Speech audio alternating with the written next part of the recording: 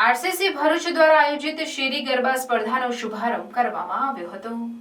RCC Bharuch દ્વારા લુપ્ત થતી શેરી ગરબાની પરંપરાને જાળવી રાખવાના પ્રયાસ રૂપે છેલ્લા 4 વર્ષથી શેરી ગરબા સ્પર્ધાનું આયોજન કરવામાં આવી રહ્યું છે, જેનો શ્રવણ વિદ્યાધામ ભરૂચ ખાતે આરસીસીની ટીમ દ્વારા શુભારંભ કરવામાં આવ્યો હતો। આ સ્પર્ધામાં 16 વિદ્યાર્થીનીઓએ ભાગ લીધો હતો। નિર્ણાયક તરીકે આરસીસીના મેમ્બર સ્મિતા સોની તથા ધ્રુમાલી દેસાઈએ સેવા આપી હતી। મુખ્ય નિર્ણાયક તરીકે ભરૂચના જાણીતા સંગીતજ્ઞ સુકેતુ ઠાકરે પોતાની સેવા આપી હતી।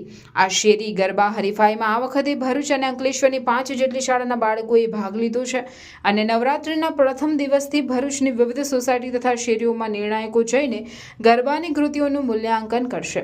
દર વર્ષની જેમ આ વર્ષે પણ વિજેતાઓને ફરતું શિલ્ડ, રોકડ ઇનામો તથા ટ્રોફી પણ આપવામાં આવશે। સાથે સાથે દરેક સ્પર્ધકને આશ્વાસન ઇનામો આપવામાં આવશે।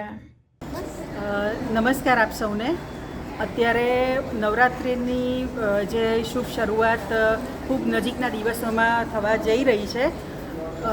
અમે આરસીસી ભરૂચ એટલે રોટરી કોમ્યુનિટી કોર્પ્સ દર વર્ષની જેમ આ વર્ષે પણ શેરી ગરબા સ્પર્ધાનું આયોજન કરેલું છે અને અમે દરેક શેરી અથવા પોળ અથવા તો સોસાયટી આ બધી જગ્યાએ જઈ અને અમે જે બહેનોએ કૃતિ રજૂ કરેલી હોય છે તો અમે ત્યાં જઈને એનું મૂલ્યાંકન કરીએ છીએ અને પછી છેવટે અમે એને પ્રથમ, દ્વિતીય અને તૃતીય ઇનામ આપીને વિજેતા જાહેર કરીએ છીએ।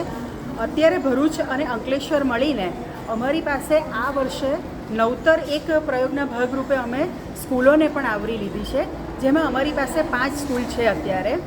અત્યારે બાળકોની પરીક્ષા પણ નજીક હોવાને કારણે અનિવાર્ય સંજોગોને લીધે અમારે આજે આ પ્રથમ એન્ટ્રી શ્રવણ વિદ્યાધામ ભરૂચ ખાતે અમે લોકો અત્યારે જોવા ઉપસ્થિત થયા છીએ અને બાકીની બીજી જે બધી એન્ટ્રીઓ છે તે અમે 3જી તારીખથી એની શુભ શરૂઆત કરીશું।